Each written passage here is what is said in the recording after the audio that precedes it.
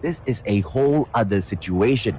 Those who were at the bottom are at the top. Those who were at the top are struggling to find their footing, ladies and gentlemen, boys and girls. In game number 4, your flight path will be cutting from the southwest all the way up to the northeast, and your high-tier loot zones will be nuked down, Beer, Farm, Sakura, as well as Sanitarium. The sky platform is nowhere to be seen. Team number 20, TNF Dynamite, will be the first brave team to jump into a high-tier loot zone. Farm has not been picked just yet. Once again, Farm is a high-tier loot zone, as well as Sanitarium. Sakura, one of the places where you can find golden guns as well. Team number 7 might be dropping in there. Let's see if that happens. Chanela Esports, yes, they do. The number 1 team on the leaderboard so far. They are going to be able to get an advantage early on in the game as well with all of their loot here, Neptune.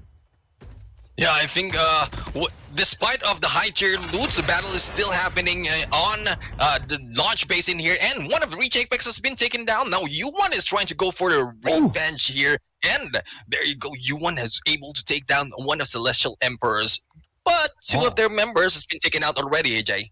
Yeah, 2 for 1 is a trade that the Celestial Emperors will take any day to take down Watts as well as Timothy. No small task. Celestial Emperors right now, they are in trouble. Ares! But he does not get the smoke bomber. What a play coming in here from U1. And this is the problem. He is low on HP. U1 needs to back away. But Saint is aggressive. Saint comes right up, unable to find U1. 38 HP. Saint! Unable to do anything because the backup is here. Uno from so far away knocks down U1. But this is going to be Uno against Raul. Uno against Raul. Who will be able to get it? A nade gets tossed and Raul is out of the situation already. Uno has got the Echo in hand. Drops in by the red box. Does not go in for the pick. Uno, can he get the delete? This is the opportunity for team number 12, for Team Apex to get eliminated early on in the game. Uno misses the opportunity. Raul gets taken down by Apex. Oh my God, Celestial Emperors in there doing a quick squad wipe. Well, not really quick, but a squad wipe in there against one of the top teams that we've been talking about earlier. And what a play from Uno. I think that is why he is called Uno. He is a numero uno from their clan, AJ. Bro. I said all those from the bottom, they are going to the top. All those from the top, they are struggling to find their footing. Celestial Emperor was ranked number 10. They scraped through, okay, at the semifinals. Reach Apex main.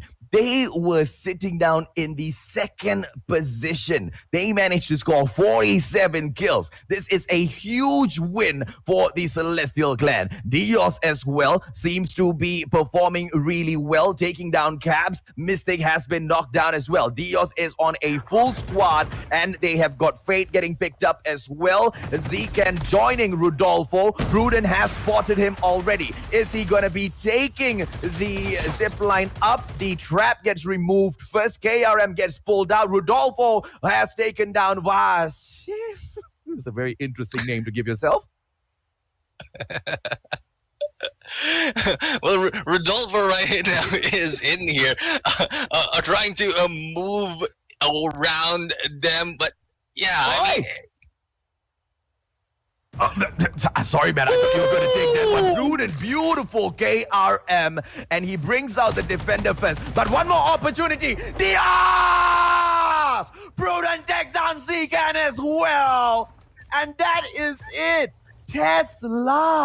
Tesla taken down as well by Dios. The 8th-seeded Dios Centaur has managed to take out the 4th-seeded Tesla Esports Ampere. This is what I'm talking about. Those from the bottom are scratching and clawing their way up to the top, and that is exactly what the Philippines is all about, man. You do not count the guy who is behind, because the hustle that the Filipinos put in shows exactly that they will be able to fight back up to the top. Philip, if it's the 17 HP Echo takedown onto Levin, and we have got 17 more teams in here. Philip has got a dog tag on him as well. He should be able to bring his partner back in here, and it will be the Vagabonds Esports going in after the Ocha clan.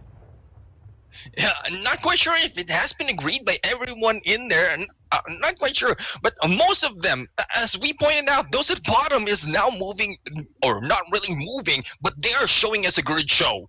A great show, a quick squad wipe early on this match, and we're just in the first circle, and 3 teams has already been eliminated, AJ. This is surprisingly the pivot point of this finals. This is what we live for, Neptune. This is what we wanted. And yeah, man, the first match was quite honestly boring. I nearly fell asleep while shoutcasting, but I am fully awake now, sir. I am ready to go. The teams are stepping it up. They have brought the heat into a very, very cold place, just like how the location on the map is. Well, yeah, well, the heat is there, but I don't think it's a high tier loot, so we weren't able to point it out there, but SPG is still staying on that area. Oh, Theo's in there! What an explosion! But I don't think anyone has been taken out from that fight, and MXB are still taking the high ground gameplay, AJ.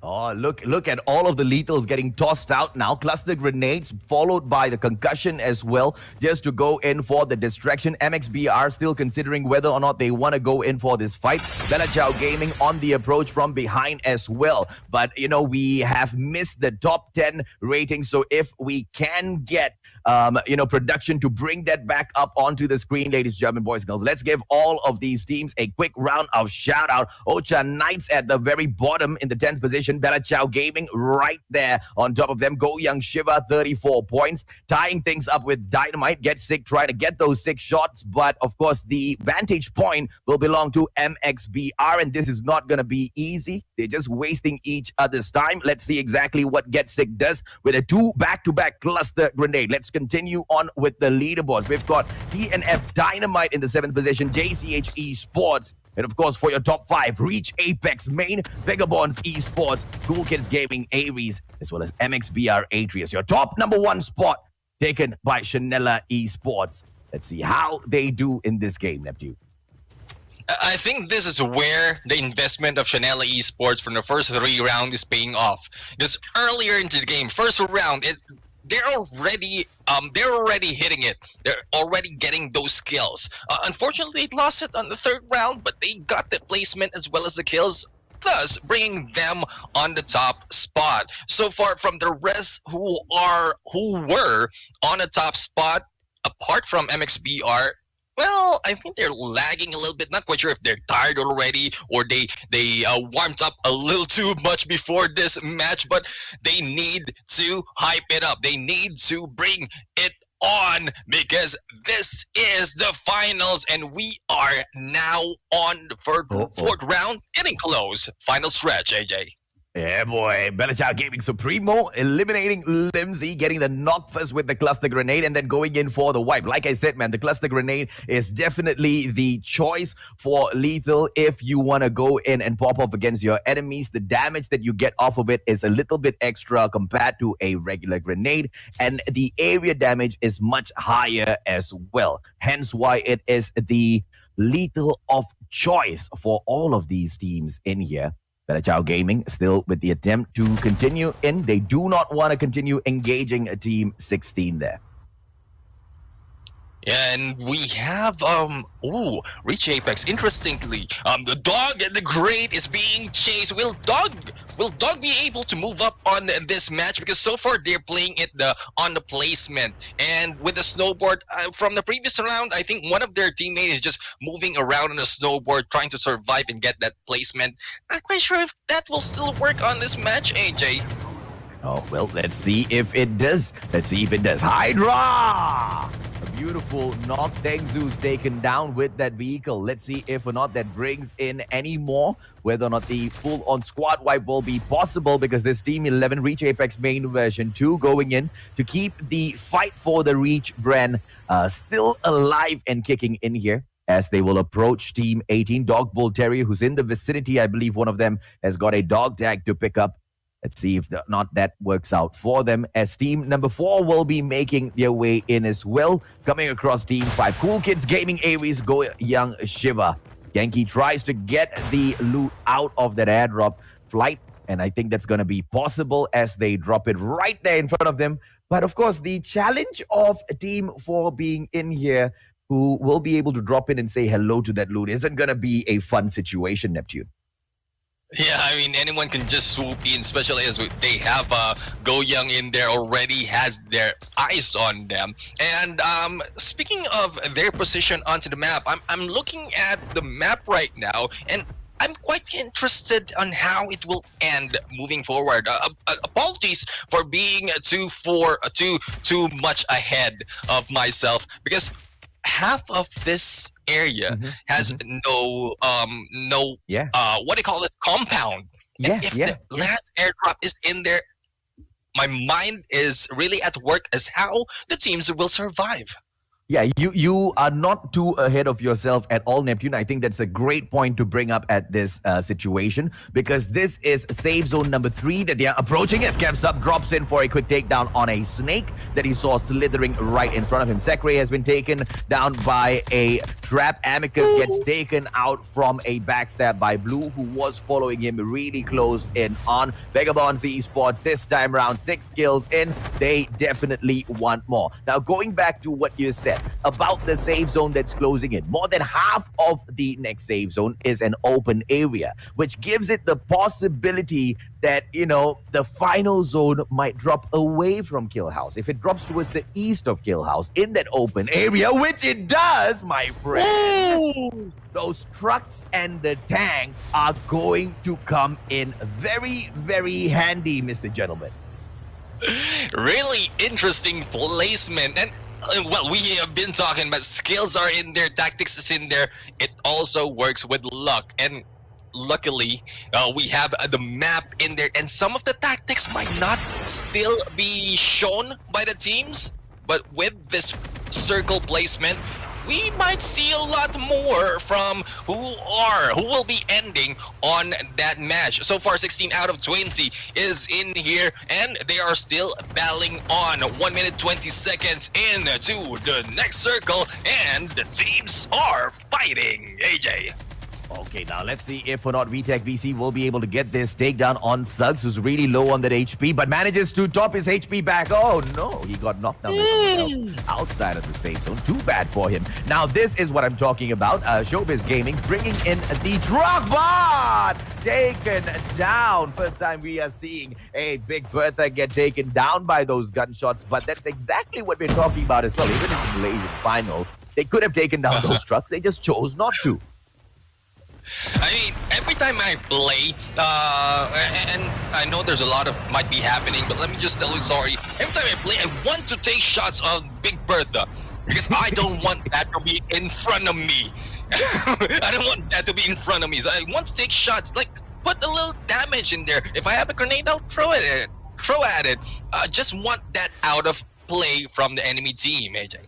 Yeah, absolutely, man, because it's such a pain into the final circle. And speaking of the final circle, you know, we also commented that it'll be great to bring in the truck as well as the tanks. And team number 1, it seems like Vagabonds Esports have already jumped in towards a tank, but they abandoned the tank a few moments later. They have left the tank and they are dropping outside of the zone now. I'm not so sure what this gameplay is all about. And Vagabonds Esports, let's see if or not the choice to abandon the tank you know, pays off later on, as Rui will drop areas with the Arctic 50. This is such an open area, but quite hilly in nature. Yeah, indeed. This is unexpected. Ooh, what a takedown in there. Eli will be going in and will be taken down. Oh, I think CKG might be in trouble from the hands of Reach Apex. Maybe too. Ooh. There goes the comeback. Almost, man. Pedin could have gotten taken down there, but Rui just so unlucky. AK-47 in here. It is the uncommon one. Unfortunately, just not strong enough to go in with all of that damage. Ocha right now in front of Rui. Opportunity with the Arctic 50. Once again gets the hit marker, but no takedown. 150 HP as well as a level 3 West will save that player from Ocha. Now Rui making that approach, but has to be very cautious. Can go back up for the dog tag, but that will mean facing against Reach Apex main version 2, the full squad and the skin. I don't think that's one that she will be taking for herself, but of course, going in against Ocha on the other hand, is a risk Rui is willing to take. Yeah, I'm quite surprised at what Rui is doing. Rui just got away from Reach Apex, but still managed to take a peek and a shot using that sniper. That was pretty bold for Rui, and there you go, Rui going against Bruton, but will be taken down. Unfortunately for CKG, there they go. Yeah, Ice QT in there, and there's just very bad from Rui, very bad decision making. First off, to back away from the dog tags, and then second off, to fall prey to a very easy kill, but trades her own life for that kill, which only equals no placement. I mean, barely any placement points. 14th spot gets you what, like 1 point in there? Clearly not enough for your team to do anything in the competition. It's at this moment you have to do those calculated risk and quickly, because as a fast-paced game like Call of Duty Mobile, you have to think about where you're landing, who are you going to push, and how much you will get out of it. And I think that is where Rui had a mistake. Yeah, no doubt, man. Okay, now the next zone, 5th zone in here, ladies and gentlemen, boys and girls, second final save zone. It will be, arriving in about 3 seconds. The players are going to be forced in. The only team that is in the next save zone already, full squad, is none other than the Vagabonds esports team. They have not taken the tank just yet. 2 tanks still not commandeered. I do not know what's going on. It could be just because of the terrain, but the tanks can still do a little bit of damage. We can see one of it is already smoking. So instead of taking the tank, the players from Vagabonds esports decide to wreck it instead. Yeah, I mean, it might have been with the help of an enemy, but as long as they have or they don't have the disadvantage of going against a tank, I think they want to take that down as well. As they have the high ground, I think this might be more for them and not using the tank. They have the highest ground at this moment for this circle, so that works well for them. Yeah, you bring it into open plains once again, man. No rocks at all. Big Bertha is going to be an absolute solid truck. But yeah, once you start bringing in with those bumps and all, it's going to be such a pain. Apex Maestro with the opportunity with a double takedown. Sai as well as Supremo drop from Belichao Gaming. Belichao's not going to be too happy about that at all. Blue in here for Vagabonds Esports on eyes for 4 players right down there. Arctic 50 in hand, trying to take Amiscus down. And Amiscus is going to be alive for a little bit longer. 8 more teams in here, 24 players. And the final zone will be slightly pushed away from the Vagabonds esports team, which means they need to move. At the same time, none of the other teams are in the next zone. Yeah, I mean, they're getting their position. Well, the next zone is really out in the open. It's, as you can see, my Metro in here, a little bit too near in the zone, with only that wall, broken wall, in there, and then the rest is open with only a few ridges. And Vagabond Esports still has advantage, because once the zone closes in, all they have to do is glide in, get a better position, and with a vantage point, they'll be able to scout out where to drop safely, or if they don't want to be safe, where to drop, or they'll be able to make the kill. Yeah, I just want to see a final zone where, we see the cluster strike being brought in and multiple teams get killed all at the same time. I will lose my mind. I will break my headphones. Maybe one monitor will go flying. I don't know, man. I'll go crazy if that happens. This is Kevin's up, ladies and gentlemen, boys and girls. But we jump over to Snake, who manages to take Shinra down with a close quarter combat with the Echo, which has been quite the pain to deal with thus far. Snake with an opportunity once again. Metro's right there behind with the support on the toes. Barbecue all around, and it's absolutely free as far as GYS Metro is concerned. Blue is going to be popping a couple of those cluster grenades. Metro right down below him. My apologies. He doesn't pop the cluster. He pops his own smoke bomb as Skeps up takes down Zach from Ocha. 9 more players will be left from 4 different teams, and Vagabonds Esports looks strong to take this victory. I mean, this is a crucial position for Vagabonds Esports. They were